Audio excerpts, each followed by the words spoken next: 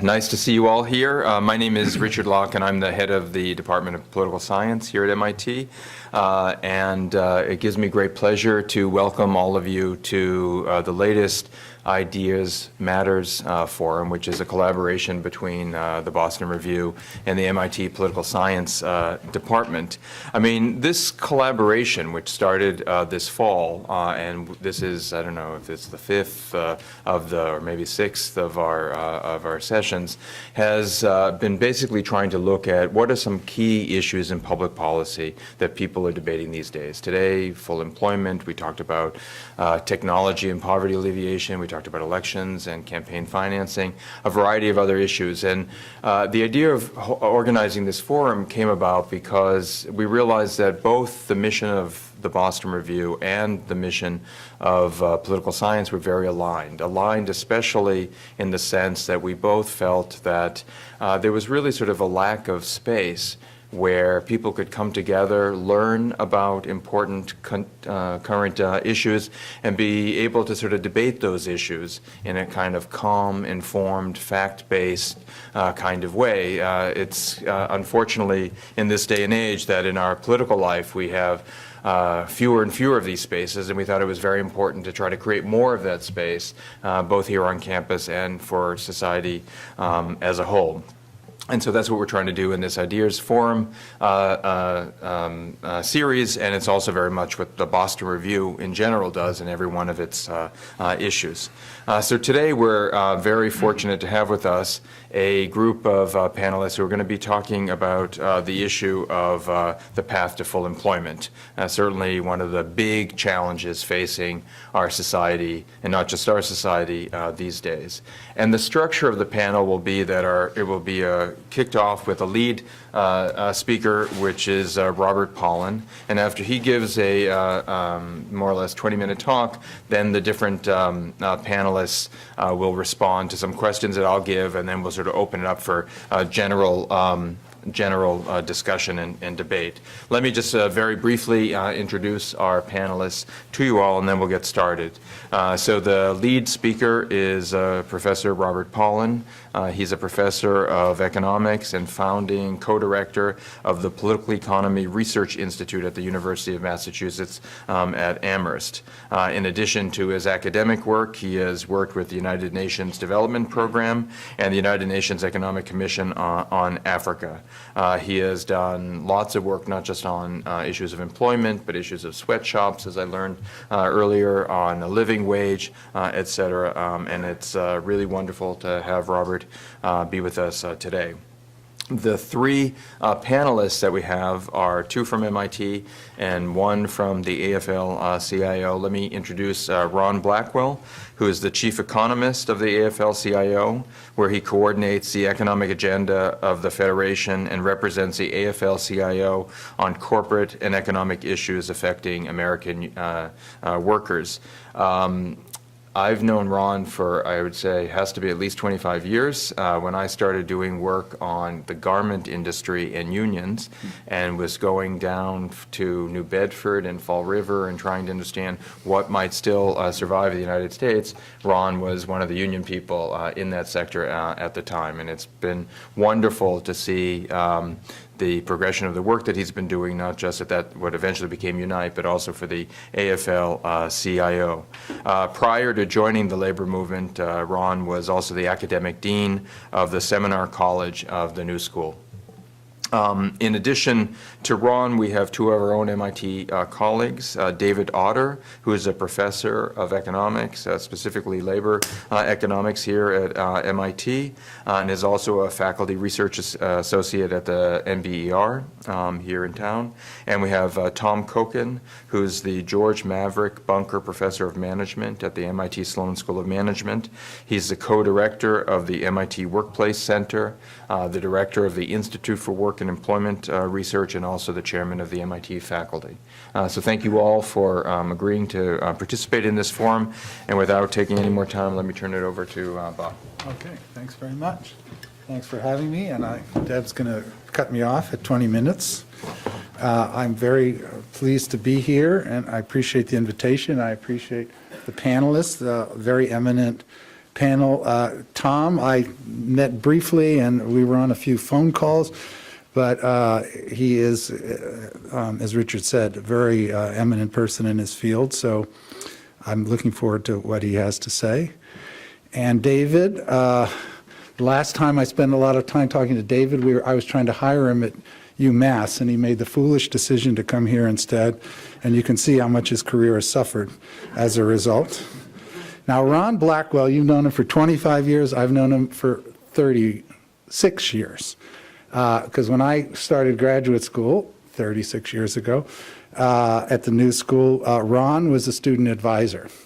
And he was a very intimidating figure because he knew so much more than me. And he still does. So it is a bit intimidating to have him on the panel, but I'm going to do my best. Anyway, thank you all. So this is an extraordinary moment to be talking about full employment, and I know Deb planned it that way, but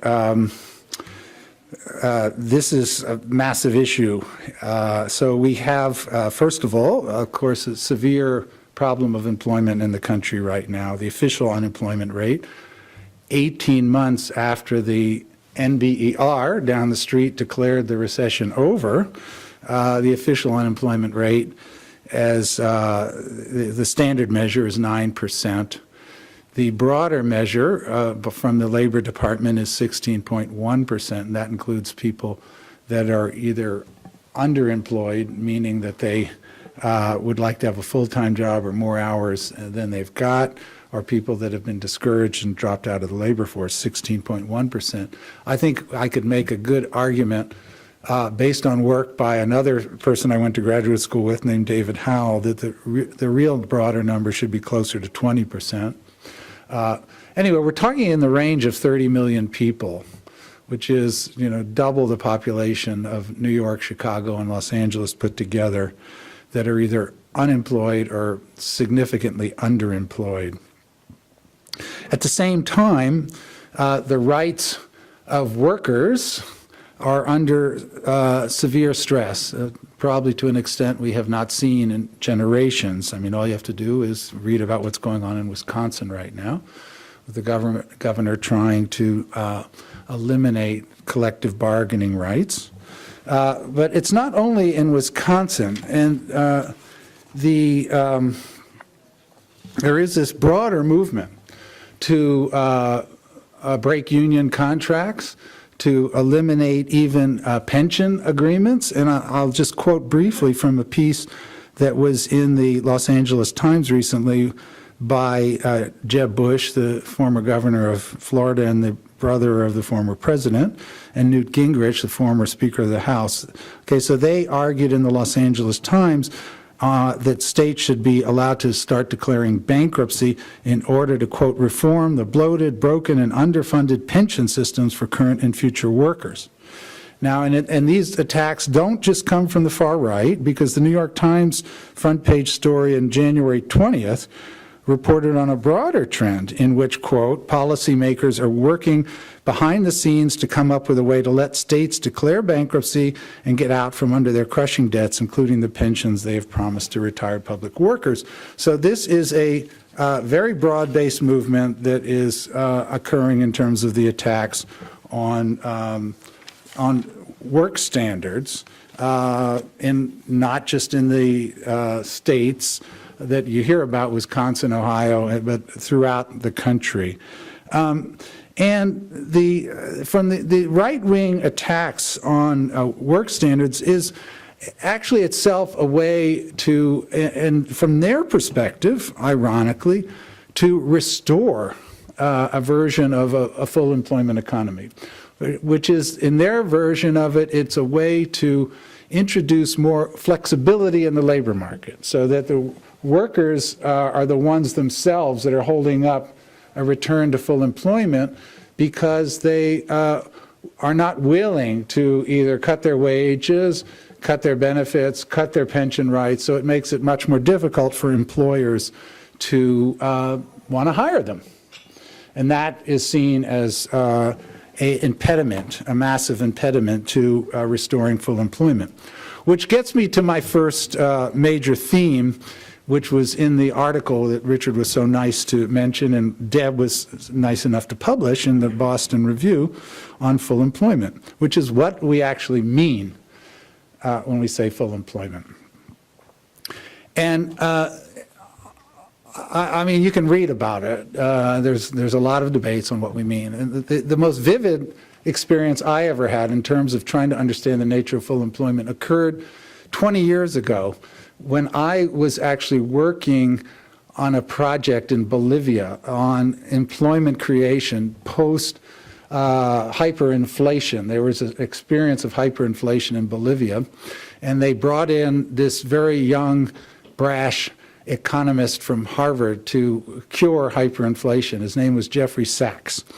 And the program that Sachs imposed was basically very similar to what's going on in Wisconsin. Basically, government stopped sending out checks, fire everybody, massively reduce the public sector, and you restore something akin to an equilibrium. The only problem is the cure could have been worse than the disease because of the impact on human well-being. Anyway, I was part of a team that was brought in to kind of see what we could do about creating decent jobs again post shock therapy that was imposed under the Sachs plan.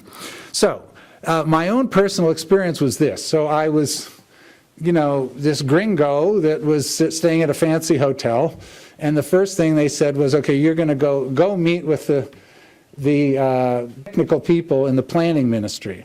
Now, it happened to be right next door to my fancy hotel, so I walk over to the, and in walking over, it was the distance, I don't know, twice the length of this room. So I walk over, and I was probably 100 people begging or selling trinkets or chewing gum and so forth. Then I walk up to the ministry, and these guys, and they were all PhD economists from the US, so serious economists. And so I said, well, here I am, I'm here from the United Nations Development Program. We have to talk about curing unemployment. You have massive unemployment. And they said, no, we don't have any unemployment. I said, you don't have any unemployment? They said, no. I said, well, what about, let's do this experiment. Let's look out the window.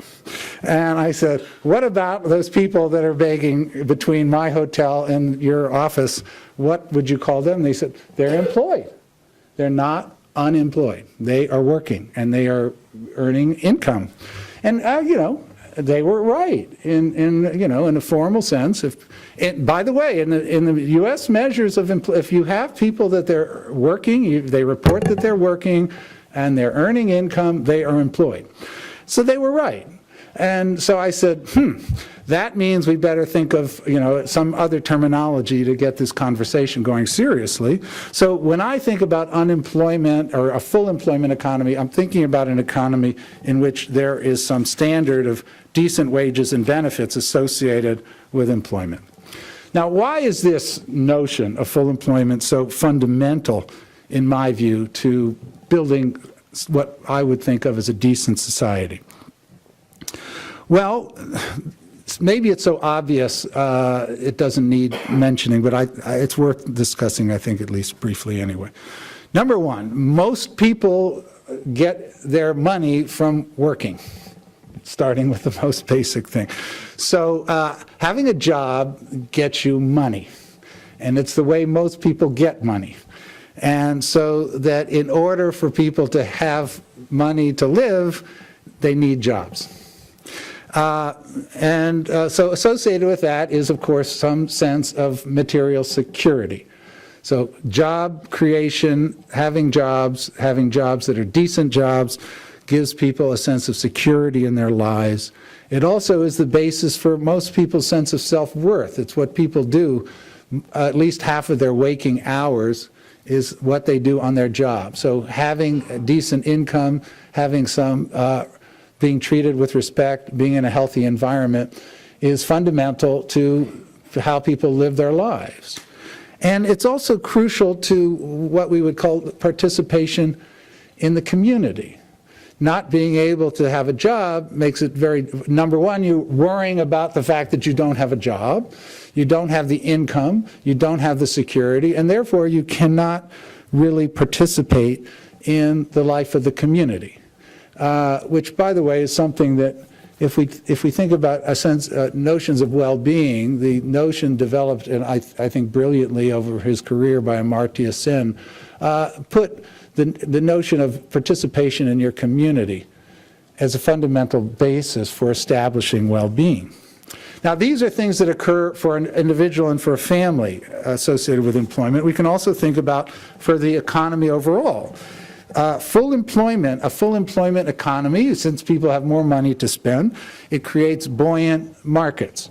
It creates thereby more business opportunities. So it encourages business, it encourages new investment in the private economy, and there have been generations of studies at MIT and many other places as to what are the causes of business investment, what are the things that induce businesses to invest. And in the studies that I've been familiar, there are brilliant, all kinds of models.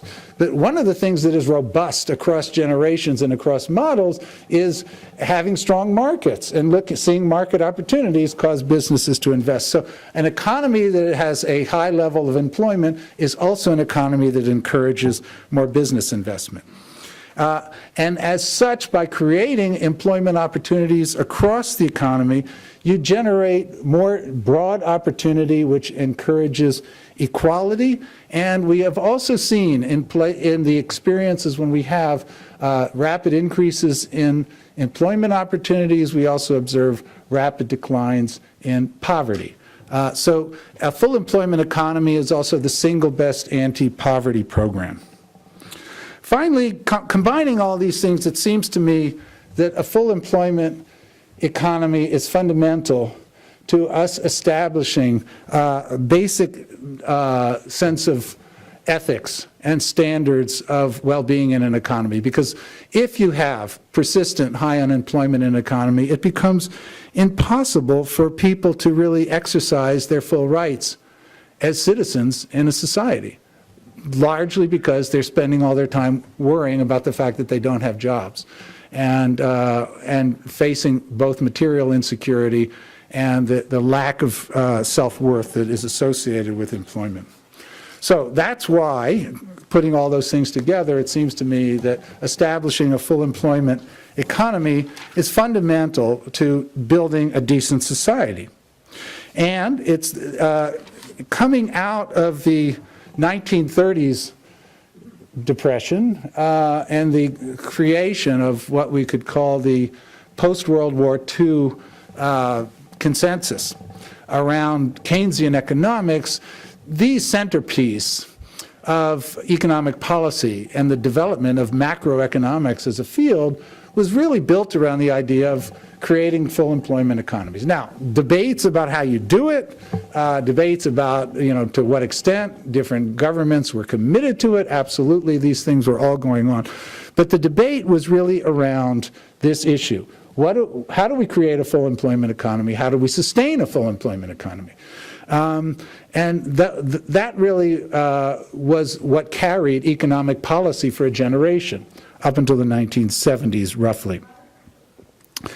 Now, in terms of thinking about full employment today, we can think about it in terms of short-run issues and long-run issues, long-run agendas and short-run agendas. The short-run agenda is certainly tied to the recession. I mean, how do we get out of 9% official unemployment or closer to 20% actual unemployment? And certainly that's tied to the debates around budget deficits and so forth and what we do with monetary policy, fiscal policy, and so forth. And I am very happy to discuss that, but that actually was not the focus of my article in the Boston Review. It was the focus of other things. But what I wanted to focus on, and the focus of my article in the Boston Review, was actually on longer term, how you sustain a full employment economy.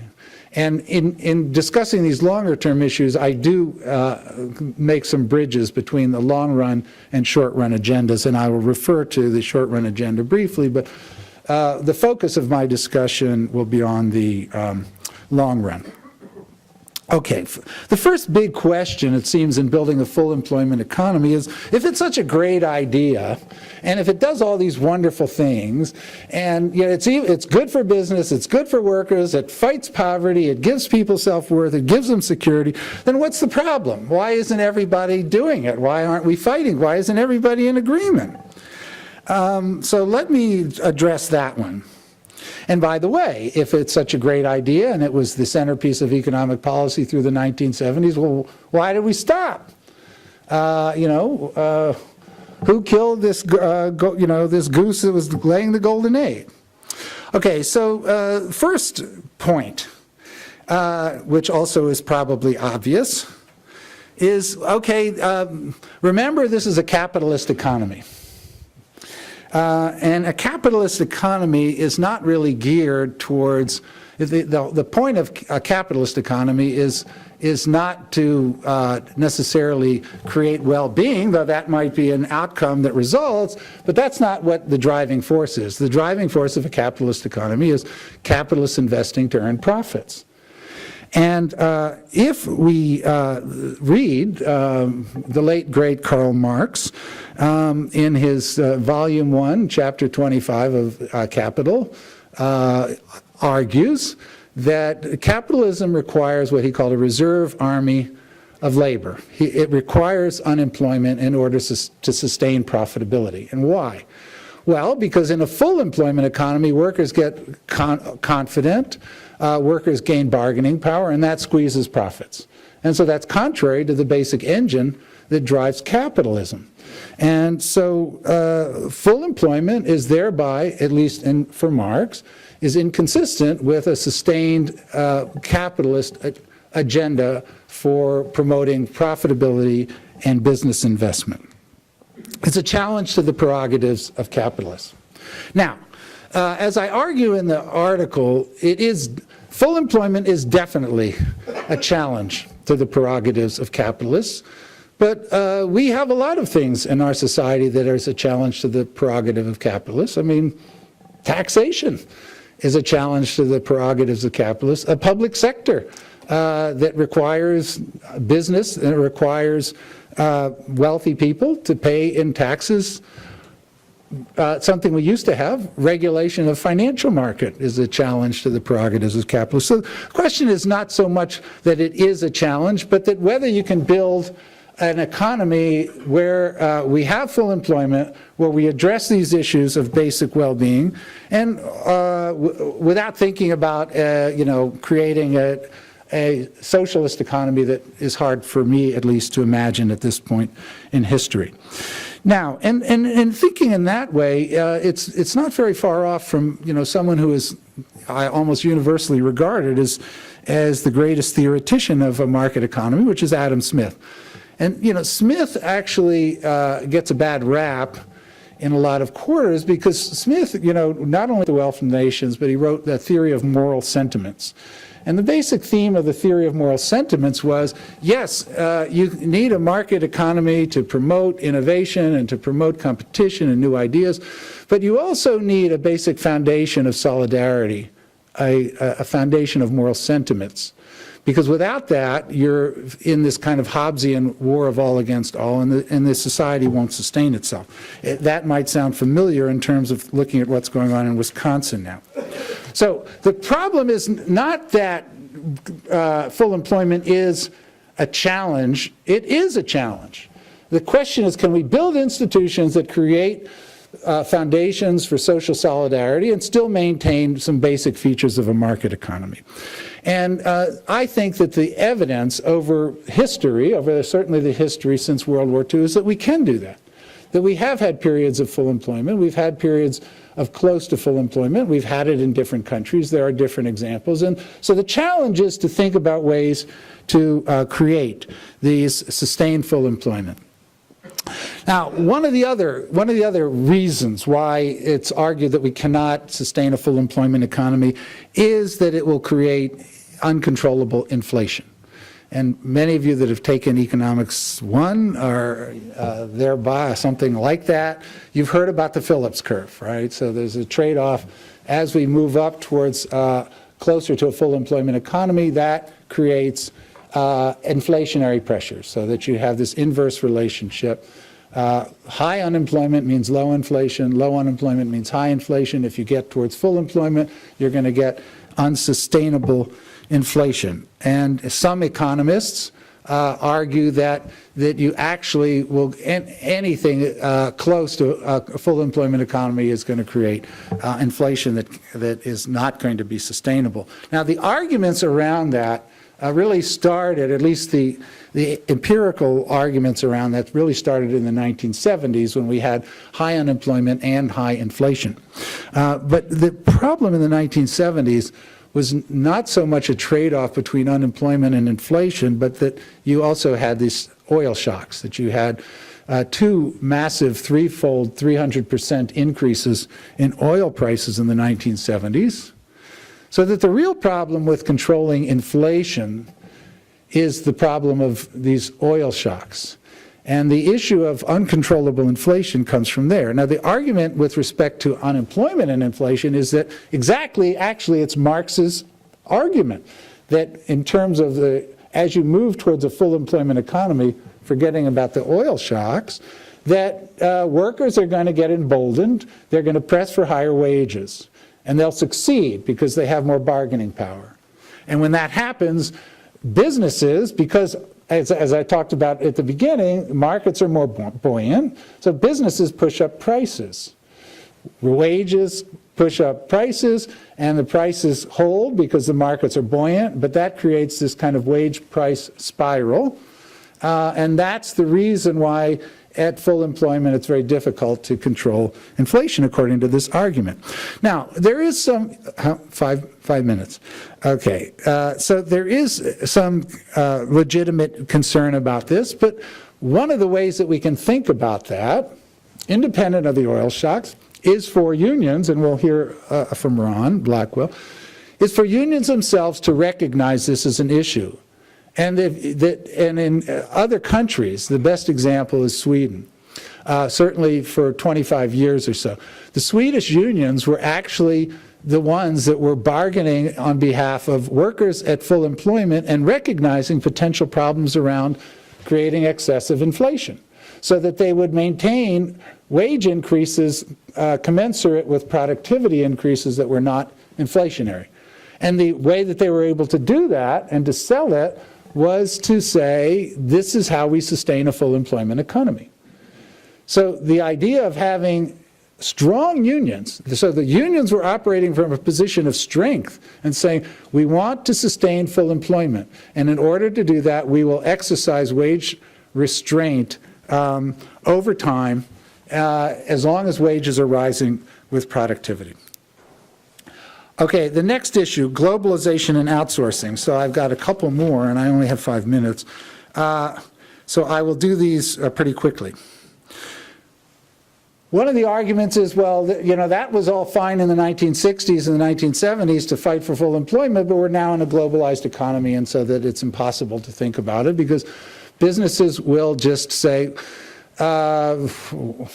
we don't particularly care about the U.S. labor force. We're looking to hire people wherever we can get the cheapest labor. And that is a legitimate issue.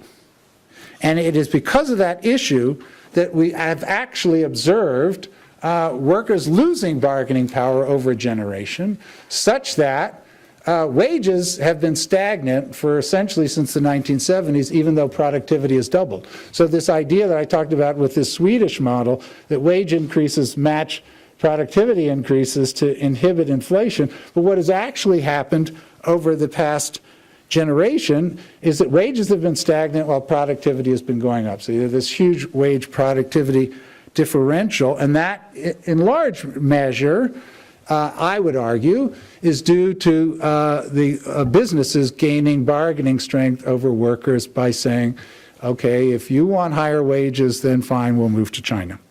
Not putting too fine a point on it. Now, that being said, it is also true that in the late 1990s, we achieved almost a full employment economy. So even with globalization, we achieved a full employment economy in which wages were actually rising pretty rapidly, including wages at the bottom were rising most rapidly. So the globalization in and of itself is not a barrier to achieving a full employment economy, given what we saw in the 1990s. So what that seems to me to say is, how can we replicate the experience of the 1990s and sustain it? Well, we can't sustain it strictly on the basis of what happened in the late 1990s, because what created the pressure for full employment in the late 1990s was an asset bubble.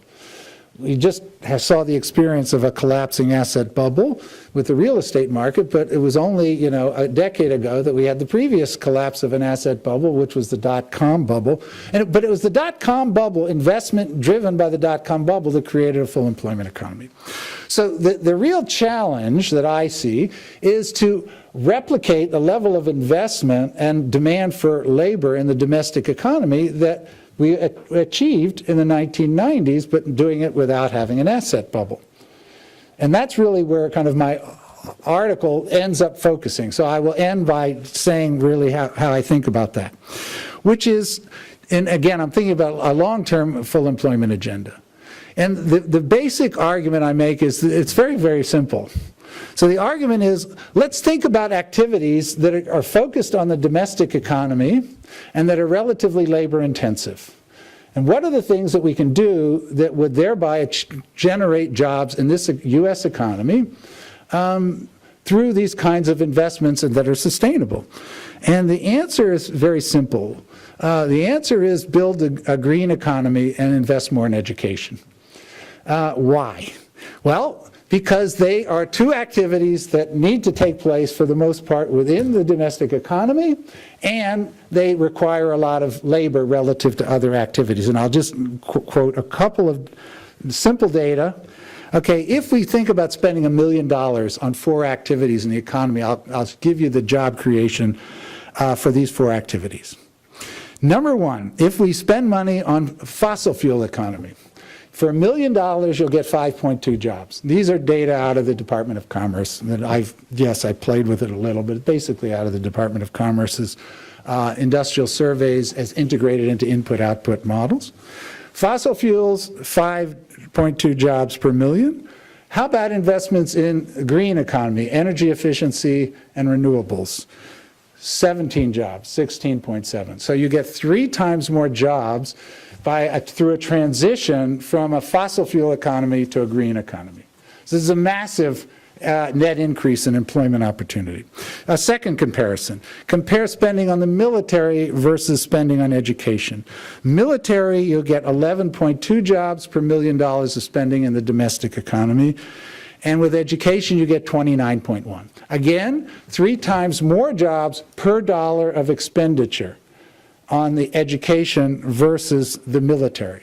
So my answer in terms of how do we replicate something like the 1990s experience on a long-term basis is transfer spending out of the military and out of fossil fuels and into green energy and education. And the exercise I did in the article is said, well, let's just say we transfer 25% of spending on the military and fossil fuels into the green economy. And these are not ridiculous numbers, because actually, as a proportion of GDP today, the military is 4.9% of GDP today. When Clinton left office, it was 3.0. So all I'm really talking about with the military is moving from where we are today to where we were in 2000, a decade ago. With respect to the green economy versus fossil fuel economy, we all know that in order to sustain the planet, or at least not face the existential threats to the planet, we actually have to transfer a lot more than 25% of the spending out of fossil fuels and into the green economy. Okay, so do the exercise, 25%, which is $330 billion a year. You basically get 5 million net jobs by doing that. 5 million net jobs. No, by the way, no net increase in spending. I'm not talking about deficit spending. I'm not talking about anything of that nature. I'm talking, and I'm not talking about increasing necessarily the aggregate growth rate of the economy. I'm saying shifting priorities in the economy towards these activities that we need anyway, and which happen to be big sources of job creation.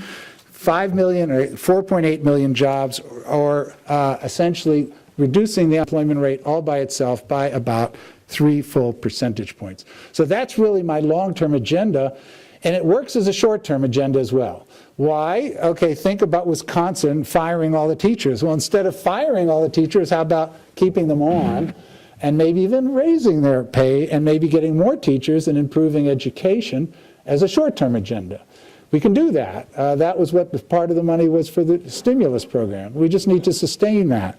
As a short-term agenda, a big part of the stimulus program was $100 billion worth was green investments. We need to sustain that. It actually is working. So the short-term agenda becomes transformed into a long-term agenda. That's the path to a full employment economy. Thank you.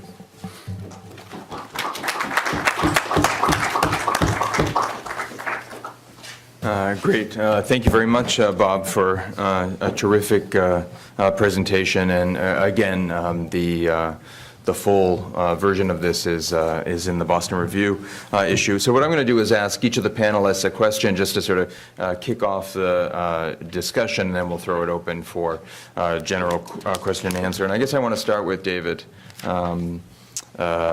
And as I was listening to Bob, and certainly when I was reading the article in the Boston Review, I was thinking a lot about how that argument sort of squared with a recent paper that I read that David and Daron Acemoglu, also from MIT, had written. I don't remember if the title was The Missing Middle, The Vanishing Middle, or something about the middle, but it was basically an argument that a paper that argued that changes in the labor markets of the advanced industrial nations, countries that had high wages and more regulation, et cetera, that these, exactly the kinds of jobs that you were talking about, Bob, in terms of, jobs with benefits and things like that these jobs in today's global economy are gone and that they're not coming back because of cost differentials and things like that between different countries, et cetera. So this is a highly simplified version of what I remember of that paper. And I guess I'd like to hear from you, how does Bob's proposal for, sort of creating new jobs, either through green energy or even maybe through education, how does that square with your analysis of what's going on in terms of the dynamics of the advanced industrial nations these days? I don't know if that's working. Oh, maybe it is. Anyway, okay, great. Well, so I really enjoyed the presentation. I didn't agree with most of it, but that's why you had me here, right? Is there no way to turn on the mic? It should be on.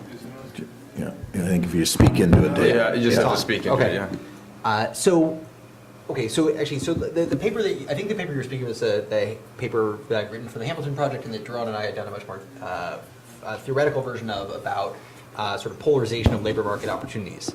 And I think the observation that you're referring to and that's germane here is that the occupational structure is changing in a fairly similar way across many industrialized economies, and the changes that we're observing is on the one hand a growth in kind of high skill, high education employment in managerial, professional, and technical occupations, and a decline in employment in both production and operative blue-collar positions, and also in clerical, administrative support positions. And many of those are kind of the middle skill, middle wage occupations for people who didn't go to college but made substantial skill investments and had relatively stable careers. And the thing that's growing in place of those middle skill occupations are many in-person services in security, in cleaning, in food preparation, in home care, and more exotic personal services,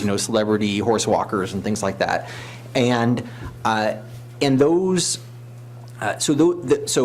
so I think you can trace a lot of that to technological change and to globalization, but and maybe not, I think someone would dispute that, but the main point is that commonality of experience suggests that it's not so much a matter of political choice. It's not actually that easy to change, to simply create full employment or to even change the quality of jobs when countries with very different priorities and very different, a degree of transfer and attitudes towards, the importance of, growth in aggregate versus distribution end up having very, reasonably comparable changes in occupational structure, none of which they would probably be in favor of. And so now I'm going to sort of step back. I mean, this sort of a lot of, the concern here, you spent a lot of time talking about, well, how do we moderate, inflation when we get to full employment? And I felt like this is like that old Steve Martin joke about, how to not pay taxes on $1 million. First get $1 million.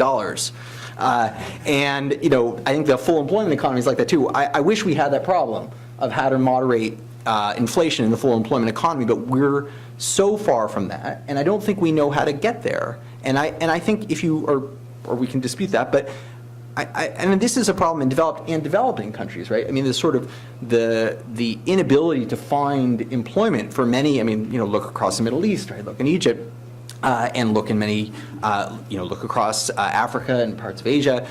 We have a lot of people who it doesn't seem like what they're able to produce, employers are willing to pay them to produce, and this. And I do think a lot of that, unfortunately, comes down to having skills that are valuable to employers, that make people able to compete with other sources of supply of those same activities, be they technologies, be they labor overseas, or just not doing them at all. And so, the example, I mean, you gave the example of, multiple times, having full employment creates prosperity, creates, demand and so on, but it has to be, we can't create wealth. Someone once said, you can't have a healthy economy based on everyone doing everyone else's wash, right?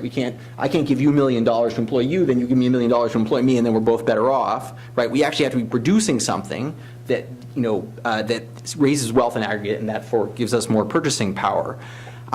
So I think we have to figure out what allows people to be productive in such a way that, they can, produce something like what they're going to be paid. We can have some transfers. Not everyone. Some people could be paid more than they produce. Some people could be paid less. But it has to at some level be worth it to an employer to want to hire that worker. So how we get there, I think spending money on education, spending money on energy. We can debate whether those are those are a surefire way to go. We have to convince ourselves that those are productive investments, right? They can't just be make work. If they're just make work, they're not sustainable for any extended period of time. Okay, I think I'll stop there. Great. Thank you, David. I'm sure we'll return to that. My next question is for Ron, and it's about the role of labor unions, of course, in this whole plan. So, we're in this sort of interesting period where labor unions, these organizations that were traditionally seen as organizations that mobilize workers, actually mobilize citizens for exactly the kinds of economic opportunities and rights and benefits that Bob was talking about, in many ways even citizenship rights. Now these same organizations are seen as actually part of the problem. That it's the unions that are being blamed for these kinds of rigidities, excesses, et cetera, which have basically sort of begun to get the economy in the problems that it has today. And I just think about even that New York Times article that came out, I don't know, a couple days ago, where the former unionized auto worker who had left Wisconsin, went someplace else, got laid off, went back to Wisconsin, and now is supporting these, the policies to basically undermine or erode collective bargaining rights. And so I'd like to hear from you, what, if anything, can unions do to first respond to this critique of their role in this economic situation, and what, if anything, can unions do positively to try to relaunch economic growth and recreate jobs? Okay, thank you, Rick. I want to thank Deb for having this event and for inviting me to be a part of it, and commend my old friend Bob for surfacing this concept of full employment, which is it has some age on it, and there aren't many people who talk about it, especially in Washington, D.C., and I think our public discourse is all the worse for that. I will mention, Rick, that long before I was even in the labor movement, I was in the civil rights movement and then in the anti-Vietnam War movement. And when I was in the anti-Vietnam War movement, and labor played an ambiguous thing in the civil rights movement, an important role, but it was ambiguous. In the anti-war movement, I remember the hard hats beating up the protesters on Wall Street. I didn't have a very good taste in my mouth. But what really convinced me that the labor movement had something to contribute to society as a whole and that convinced me to join the labor movement was when they led mass marches in defense of full employment. And this wasn't for serving the interests of unions. This was for serving the interests of working people. And even back then, I remember it was not, and here I would take it a little bit further than Bob did even, who argued all the good things that are associated with it. But even if that were not the case, we view and we have viewed the right to work as a right. As Bob said in his article, it's a fundamental ethical issue. To have a society in which people do not have the means for producing an ordinary life, by themselves or with their family, they have to sell their labor, most Americans. They want to sell it in a way that it's used in a way that's valuable to themselves, rewarding to themselves, safe, remunerative, et cetera, but contribute something to society. And then have a government policy that keeps some of those people unemployed is bizarre. I remember, it's interesting we're here at MIT because when I was a graduate student, there was a joint project between Bennett Harrison here and Tom Viator's at the New School to fight for what was then the Hawkins Bill for full employment. Augustus Hawkins, a champion in the Congress for the concept. It became the Humphrey Hawkins Act when it was finally passed. The irony back then, and the discussion back then, was if frictional and structural unemployment added up to 2.1% of the labor force, which is what we estimated at the time. And the target of the act was that unemployment should be reduced to 4%. How could you justify for the US government to be keeping 2% of the labor force that's out there looking for work every day unemployed? What kind of policy is that? Isn't there a better way to realize the concept of full employment? We've come a long way from there.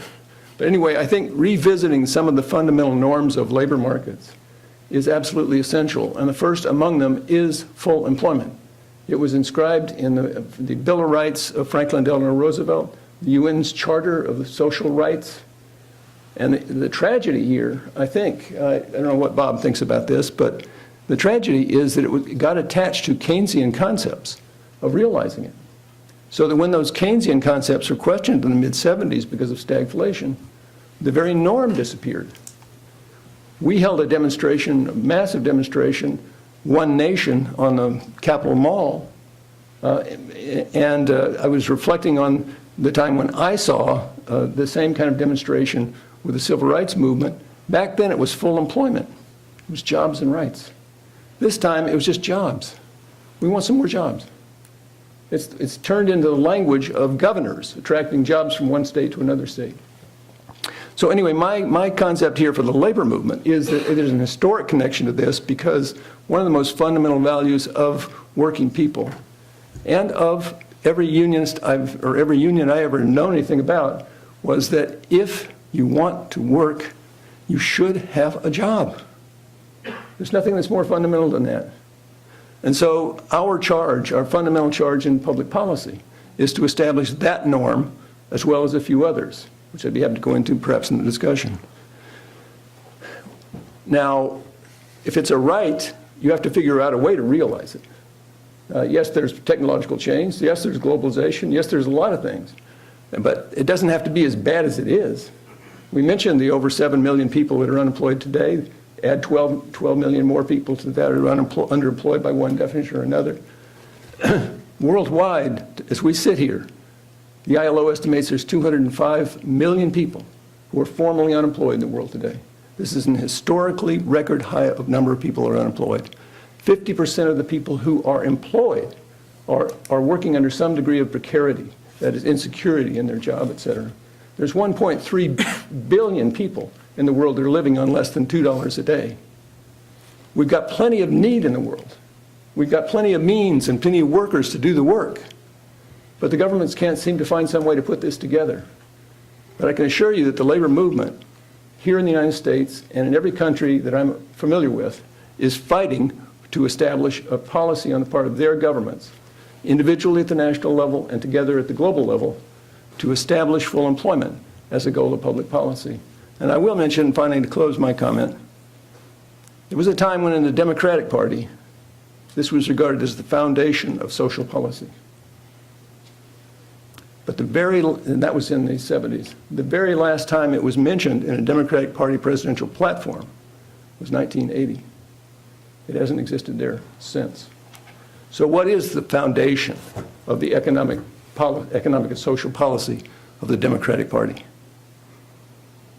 It's certainly not to be found in the Republican Party, but it's not to be found in the Democratic Party either. If it's going to be reestablished in some way or another, it's going to have to be reestablished by somebody other than those parties.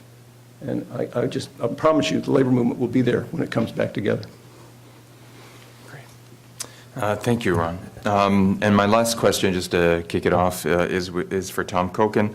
And Tom, as I was listening to Bob and again reading the article, I was thinking about your own work, and it seems to me that so much of your work has sought to try to reconcile companies' needs for competitiveness in markets with the continuation of worker rights, unionization, collective bargaining, et cetera, and that much of what you've done in the last couple decades has sought to both document as well as to promote these efforts of flexibility. You know, how can one have some sort of flexibility in either the organization of work or the way labor markets work themselves, or even different kinds of employment contracts, as a way of allowing there for still to be some sort of protections and rights for workers, but still giving the companies the kinds of flexibilities they need to remain competitive.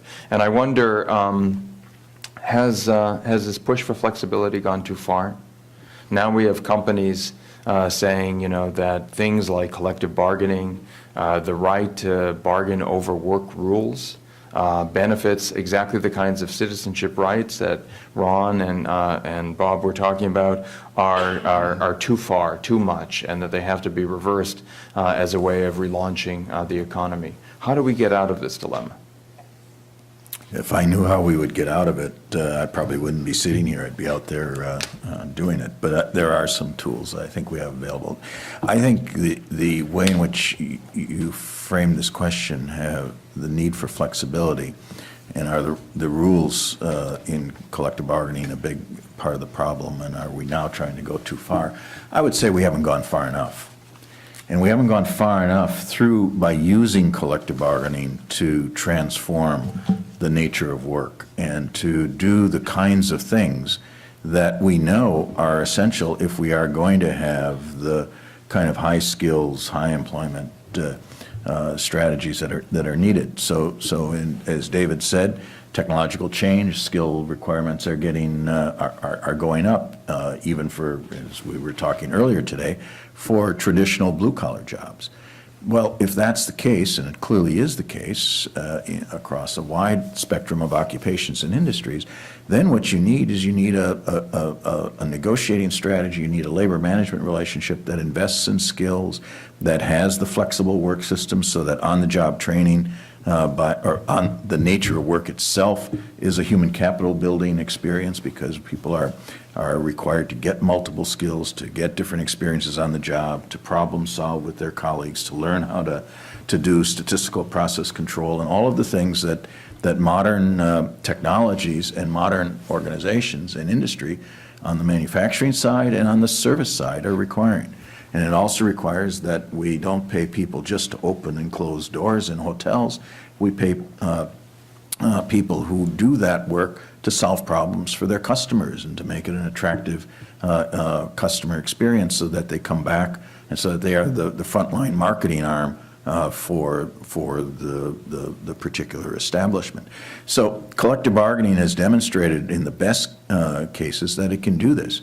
It's done this, to go back to the hotels, it demonstrated in San Francisco by training what were otherwise low-wage workers, many of them immigrants, providing them language skills and providing them opportunity to get experience across jobs, and, by the way, to move across hotels when one hotel was losing business and another one was gaining business, to be able to really utilize those skills, to develop them, and to create good quality jobs. Now, they're not top of the income distribution jobs, but they were good quality jobs for people with a base level of skill, often immigrants, first generation families, who then could afford to provide at least the kind of family structures and the home life that encourage their kids to get education to move on. And so that's what collective bargaining should be about today, and that's what it is in the best cases.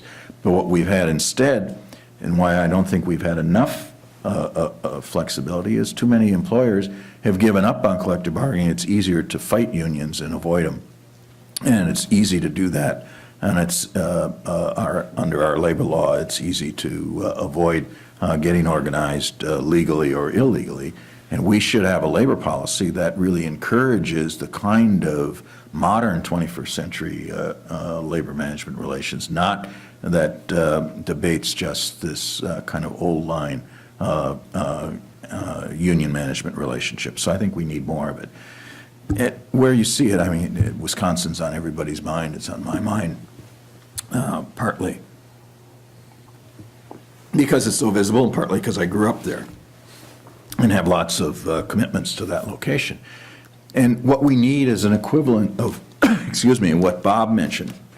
We need not just bargaining at the school district level. We need a Sweden-type arrangement at the state level, where the leaders of all of the unions and of the business and labor and public sector community come to say, how are we going to build the kind of innovation-based economy here in the state of Wisconsin? We're not going to do it by creating this kind of class warfare and amount of labor conflict that's going to go on for a long period of time when this bill finally gets passed, if it gets passed. And even though it may destroy the official bargaining rights of employees, it's not going to take away their willingness to fight for what they believe in. And so that you'll have an economy that's just the parties will tearing each other to shreds. That's not a productive economy. We know the costs of that, by the way, are pretty horrendous in the short run.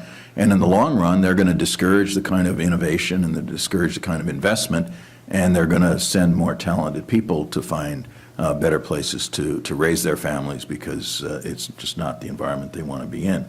So I think you need to bring these parties together to deal with the real cost issues on pensions and health care, to face those squarely, to get the data on the table, and to use the modern tools of negotiations that we train people in here all the time to transform their relationships so that they can get both the flexibility and get the investment in improved skills in the public sector, so you get higher levels of productivity and higher levels of service quality and educational reform by working collaboratively. That way, I think we will improve the performance of the economy and move in the right direction.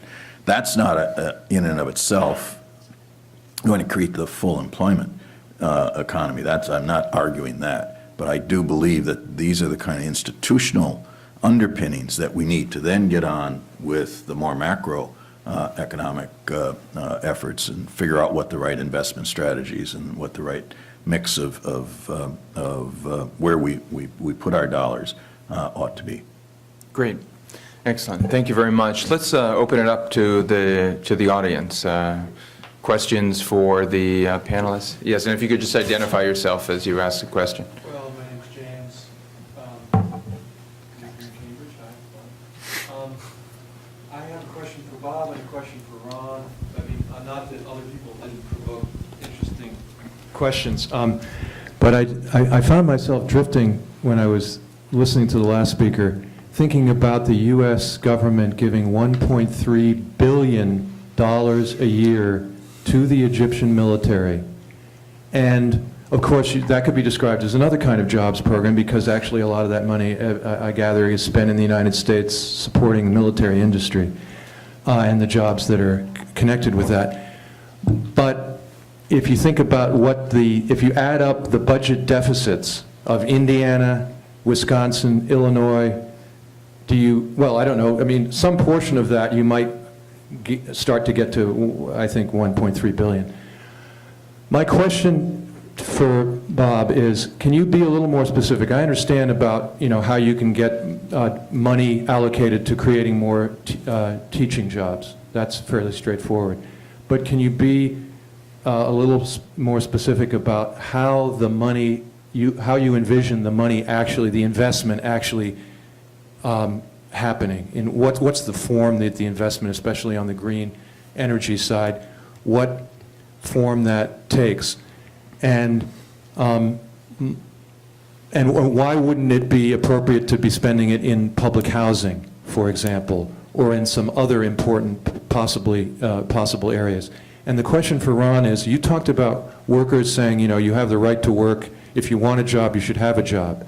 I've heard people say, the reason you don't have a job is because you don't want to work. There's a lot of that in this society as well. And what I want to get at is a question about undocumented immigrant workers. And I think there is a feeling on the part of a lot of people that, and I encountered a lot in New Orleans, having spent a fair amount of time there, people from Mexico who are working, it's the blacks who don't want to work. That's why they're not getting ahead. Look at all these people from Mexico. They're here, they're working. So, I mean, you get, I think, where I'm kind of what I'm wondering about, the place of immigration in this, and are we obliged to guarantee full employment for everybody who might be able to manage to get here, regardless of whether they're documented or not? And doesn't that complicate things quite a bit? Okay, thanks. Do you want to take that? Sure. Nice to see you. Thank you. On the green economy, well, number one,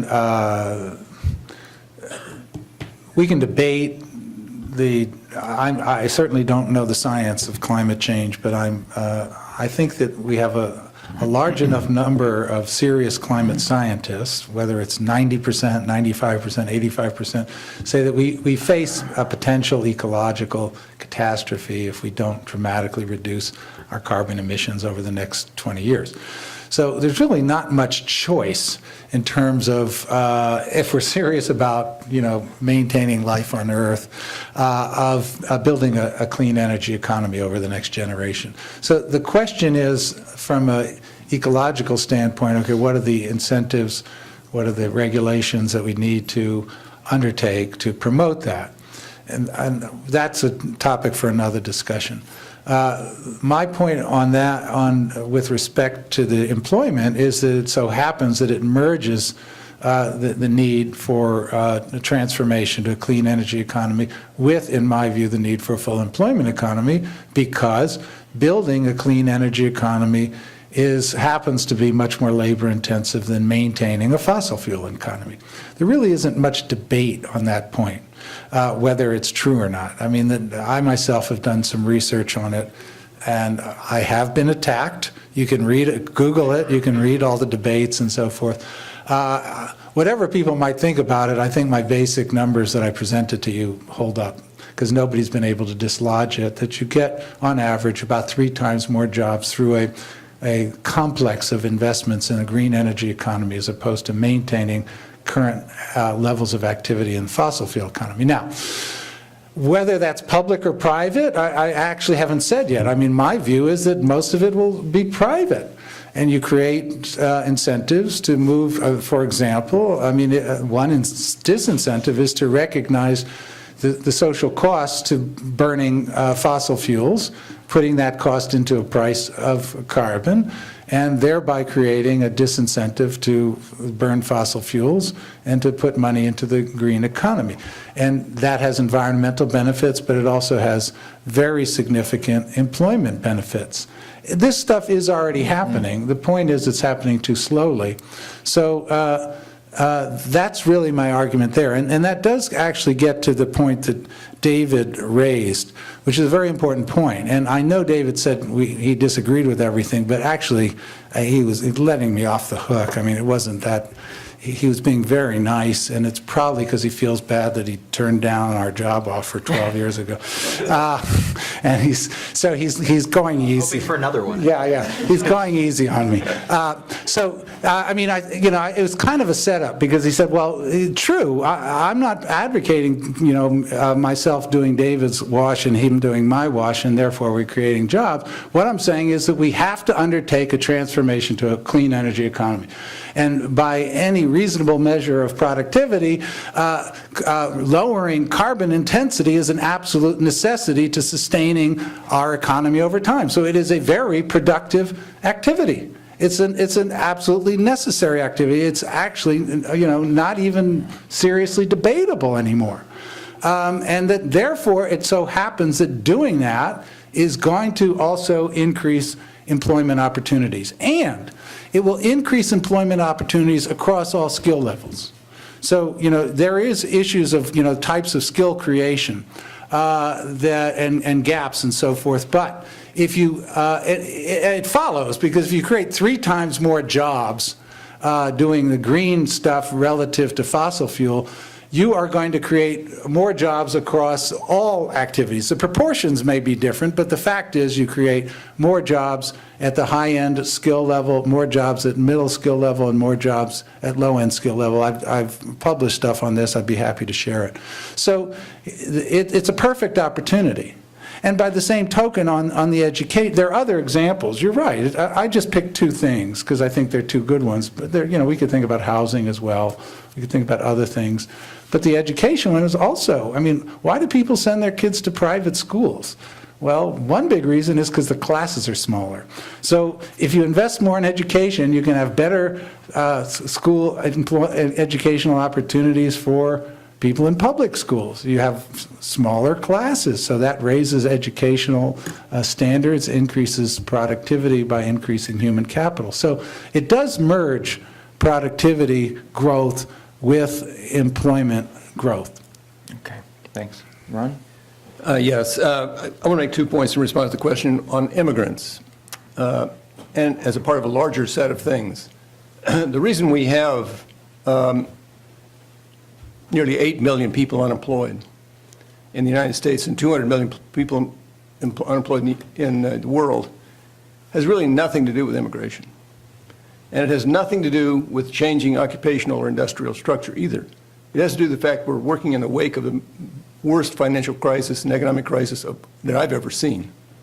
And we got to deal with that problem. That's today's problem with employment. We'll deal with these other problems as we get closer to full employment. We have to find some way to get governments to move in that direction. What Bob is offering here is a way to move in that direction, which is through investment. And let me just say, I think there's a channel for this that's even more powerful, Bob, than you're suggesting. And I've long believed that to move from where we are now, anywhere in the neighborhood of full employment, we'll have to have a public investment-led recovery. And President Obama has given us the framework for pursuing this. He just hasn't given us the policies or the money. He said, for example, Christy Romer, his economist, in her first report to him, had this notion that this recession is not like any we have ever seen. It's not just a question of recovering from this thing. We've got to recover, rebalance the economy, and rebuild it. We can't just inflate the balloon. Meanwhile, however, others of his economic advisors were saying we want a stimulus program that is timely, targeted, and temporary. It was too small, poorly composed, and didn't do the job, and it's over. What we need here is, with millions of unemployed construction workers and manufacturing workers, with a $2.2 trillion deficit in public infrastructure, with massive unmet needs in education, we need to invest money now to educate anybody that wants to be educated in this country to the extent to which they want to be educated, not just for their welfare, but for the welfare of the country, because we won't be able to rebalance our external account or to rebuild our country otherwise. We need a world-class infrastructure, not just so our cities are drowning, bridges are falling into rivers, but so that we have broadband in every neighborhood. And so the business, when they decide to locate here, will have the means of the public goods that are necessary to compete anywhere. I remember, Tom, when, by the way, Tom was a consultant for us with Xerox Corporation, where he did many of the very things that he was talking about a minute ago, and there's nothing fuzzy about it. We saved that company. You helped save that company at a time when the Japanese was about to take it out of existence. But when the liberal finance minister from Denmark, he's not a social democrat, Bob, he's a liberal. It was described to me by a Danish friend as the Dick Cheney of Denmark. I've been trying to get my mind around that, but his position here, which That I would think make him a Democrat here. make him a socialist here, I think. I don't know. But anyway, he had this following position. He said, we're a small country. We're a high standard country. We're in a global market.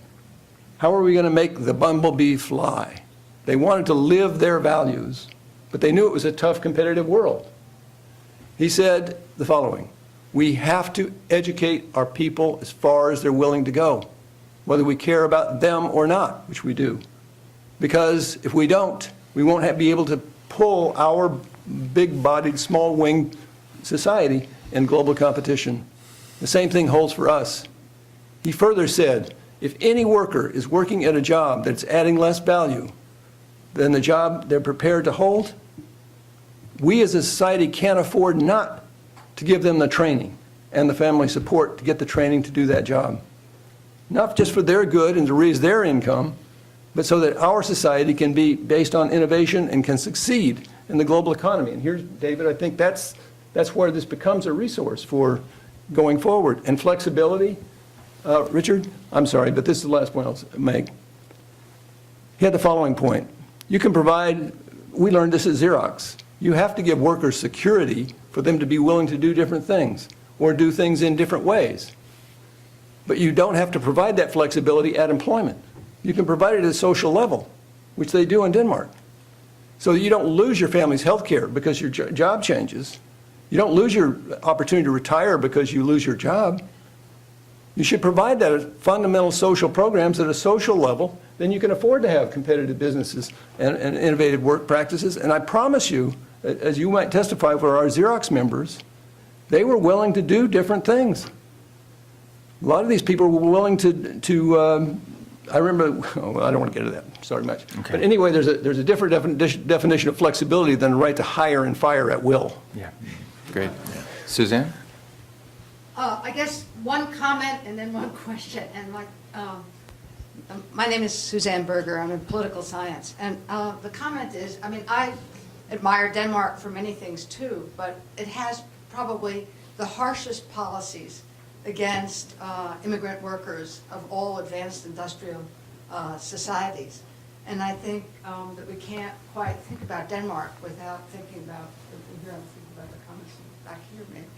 But my question is, if we think about employment issues and go back to before the financial crisis, and think about the kind of trends that David laid out for us, where we saw a polarization in this country even before the financial crisis, where we saw lots of low-skilled jobs and low-wage, low-skilled jobs, lots of high-wage, high-skilled jobs, and kind of what seemed to be a disappearing middle job.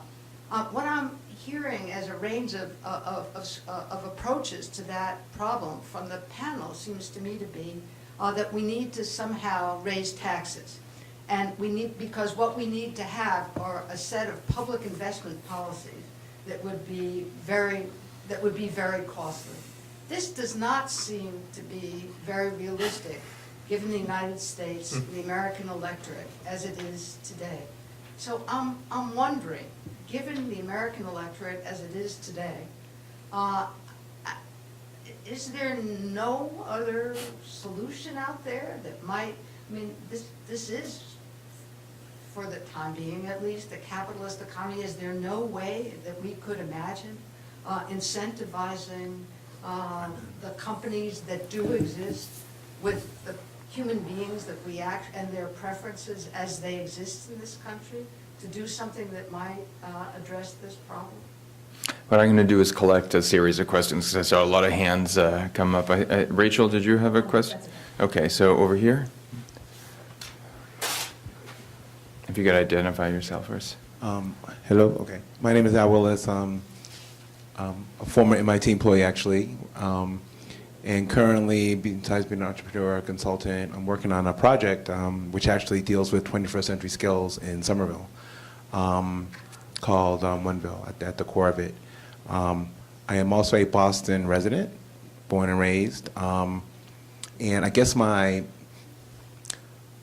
just want to put, I don't know, something in perspective that, and certainly in Boston and communities of color, if we ever had 20%, that would be great. Unemployment, okay? And the fact that the country as a whole is for toots about 10%, right? is, it's almost like laughable when you work in low-income inner city, communities. If anything, they were the canary in the coal mine a long time ago about what this looks like if you don't address it at a sort of fundamental level. If you were on Mass Ave, got on the one bus and took it to the end to Delhi Station, which I did recently, it's like a third world country, okay? There are people on a day that was 15 degrees and wind chill probably close to 0 who were just hanging outside because they had nothing else to do and nowhere else to go, okay? Do you have a question? No, I have a comment that I would like the panel to respond to in terms of like, being that I don't think anybody's saying anything about raising taxes. I think it needs to be redirected. I think the things that we test for, measure, are all wrong, okay? I did get to meet with Arnie Packer, who developed 21st century skills stuff under the Clinton administration, did scans and some other stuff. And that's what this thing I'm working on here is that if we were to focus on things that could be actually the skills that people need, right? And when I worked in IT here at MIT, the stuff that we test for in these various standardized tests are not the things that employers actually want. Nobody cares about your algebra thing. They want to know, can you collaborate? Can you problem solve? Can you troubleshoot? Can you work independently? Can you work on teams to get some result done? As somebody was saying about solving customer problems. And until we sort of get into the mode of that's where we got to go, it seems like all we're going to keep doing is going from bubble to bubble to bubble, whether it's the housing, IT, economic, internet bubble, until we address the underlying thing. So just to wrap up, I would like to just ask, when they do the response, what do we do about the real underlying thing about what are the skills that people need to be successful in the 21st century? They are probably not the things, and how do we get there without, I don't think you need to increase taxes, I think you need to redirect what we're doing now into something that actually is meaningful to what employers and the economy needs and wants. Okay, thank you. Were there other questions back there? There's 2. Let's collect these last 2 and then turn it back to the panel. Hi, I'm Seth. I work in the Department of Political Science, and I have a brief follow-up to the professor's question about how to incentivize corporations to work towards full employment. And my understanding, from what I've learned, is that as much as employment is under the control of the legislature and the executive, and these are elected officials, a lot of what determines whether incumbents get reelected is the growth of their constituents' disposable income in the previous year. And as a quantitative question, I don't know, how is disposable income growth tied to employment? Do these elected officials have any incentive to increase employment? It's been said that if you're an incumbent, what you want to do is take a policy that boosts RDI growth in the election year at the expense of the other years so that you're reelected. Is the same thing true of employment? Is there no goal for policymakers to reach full employment because it doesn't benefit them? And if so, how do we correct that? Great. And there was another question right here. Yes. My name is Martin. And unfortunately, I agree with everything you said, but unfortunately, I'm very pessimistic. And by the way, I worked on an electric car project when I was in graduate school 43 years ago. I don't see any electric cars, but that's they're coming. Okay, we'll see about that. I'm not so sure. But anyway, I guess my question is, though, it's about technology, and it's not so much how do we train people to work with new technology. It's how do we deal with technology that obviates the need for people. For example, the internet has wiped out travel agents, stockbrokers,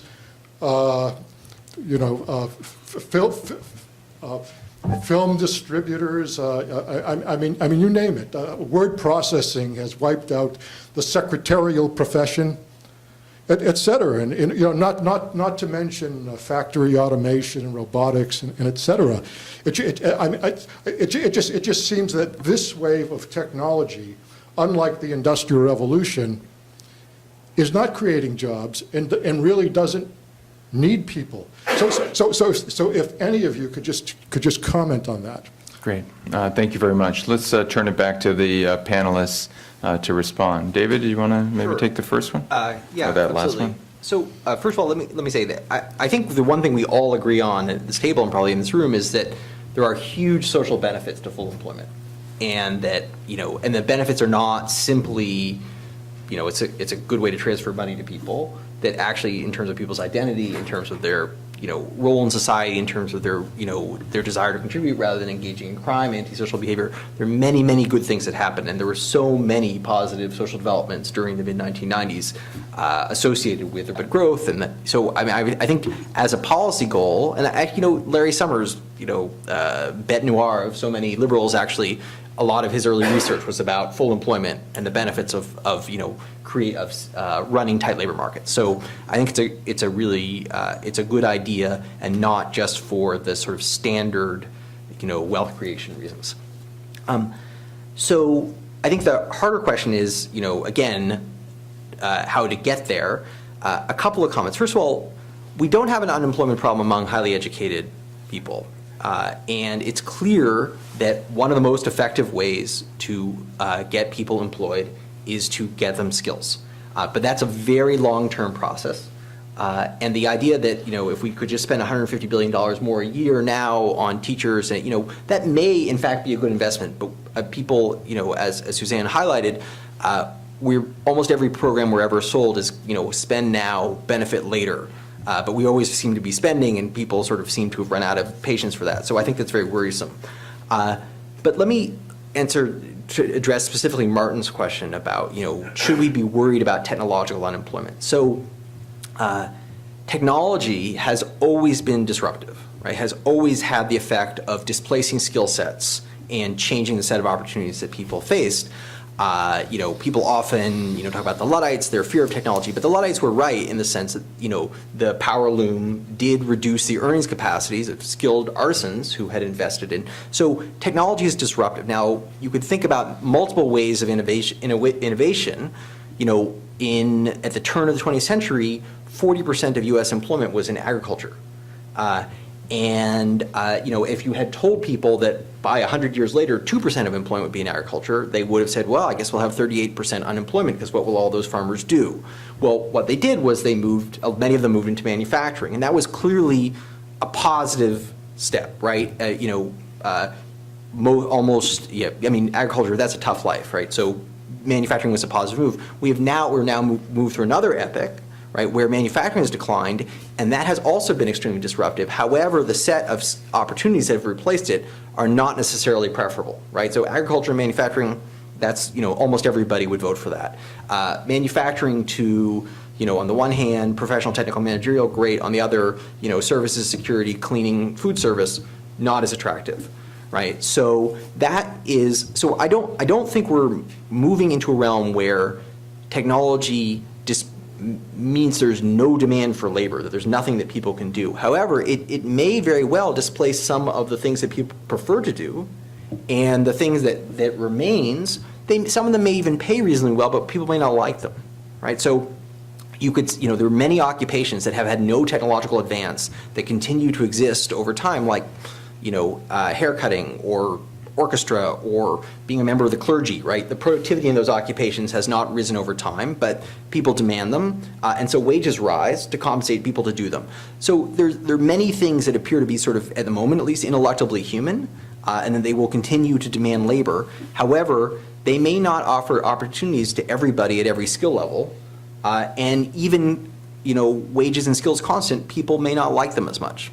So I think by and large, the thrust of automation and technical change has been to improve the quality of work. But we're in an era where that's certainly not uniformly true. But it's not. But it hasn't. Sorry, last point. It hasn't reduced the quantity of work by and large. And if we'd been having this conversation 10 years ago, we would have been marveling at all the employment that was being created, even as manufacturing was declining. Great. Ron? I think I wanted to respond to Suzanne. I'm not recommending Denmark as a model for the United States, and certainly not in terms of employment policy. In fact, I would say in general, no country is a model for any other country. And I'm speaking as an American who strode in front of the rest of the world and all with our proud institutions of markets and how they work, especially financial markets. It looks like a different story today. But I think every country can learn something from every other country.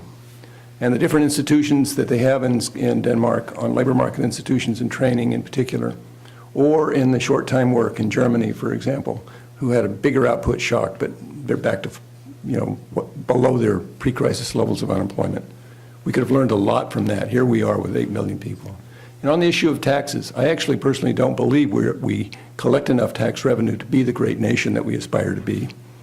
I don't know how we're going to get there, but I think we have to get there by proving that the country can do something about it. And on the politics of it, I think the public-led investment to rebuild this country is the mantra that should work politically. To the tax cutters and the Republicans who are opposing it, are you against rebuilding the country? Are you opposed to that? Are you opposed to educating our children? Do you have a problem with having a world-class infrastructure in this country? Let's fight. Let's get the American people to fight about that. Every poll that we do says that the American people are worried about jobs. That is so big an issue. It just polls everything else. And yet there's no confidence that the politicians are going to do anything about it. Both parties in Washington are saying our mission is jobs, jobs, jobs. But then they go on and do whatever they do, having nothing to do with jobs. So if the American people were in action, in motion, and trying to encourage their elected leaders to focus and do something about jobs and to recover, rebalance, and rebuild the economy, maybe the president would have to rethink his policy as well. But certainly there would be a real conversation in Washington that I pin my hopes on, not just the conversation in Washington, but the American people, about are we going to have a future or not? The president in his last State of the Union mission said this is a Sputnik moment. Well, then damn it, act like it. We're a can-do people. Let's get on with it. Let's not just talk about it and then find some little nickel and dime solutions here and there where we've got great resources as a country and we're not using them to maintain or to improve not only our condition in the world, but the condition of the world we're in. Great. Thanks. Tom? Well, I've been a good friend and strong admirer of Ron for many years, and everything he just said, I think, I share in terms of values and his commitment to these issues, and I just wish that we would get on with it. But I'm very worried, and I'm worried that we're going to be stuck for at least the short run and the foreseeable future until things get worse. And that's not something I wish for, but I think we're beginning to finally see it. And for all the turmoil and all the angst I have about what's happening in the Midwest, I think that might be a necessary wake-up call before we can turn the corner and do the kinds of things or get the commitment to do the right kinds of policies that every one of us are talking about. And we can debate about the specific technical steps. But we're going to have to make more investments in the education and infrastructure. We're going to have to encourage our firms to reinvest rather than focus just on the narrow shareholder wealth maximizing and reinvesting dividends in real investments rather than just pushing up shareholder prices. And so those are the issues we're going to have to get to. We've got to stay the course in saying that we're not going to get to full employment. We're not going to get to the kind of society that we all aspire to until we start to make those kinds of changes. I do believe that now is a time where we have to be much, much more visible as scholars. We have to be willing to get out there, not on necessarily carrying the picket signs or whatever it is, but we can do that too, but we've got to be able to get our ideas out in new ways and be much, much more public about what needs to be done and what can be done. And so that's why in states like Wisconsin, there's an opportunity, if we can bring the right people together, to do the kinds of, make the kinds of changes, to build a 21st century labor management relationship in the public sector, because we know something about, on an evidence-based strategy on how to do that. And so we just have to continue to work on those issues. And let me give a plug, Rick, if we can. Next week, Friday on March 4th, Rick and I are going to organize a workshop like this, just on the crisis in the public sector, where we talk about trying to interpret what's going on, but also talk about options for how to move forward in a constructive way. And so there'll be flyers and information around, but it'll be 4 o'clock to 6 o'clock in the Sloan School on the second floor, room 223, the new Sloan School building. So I invite you all to come. Great.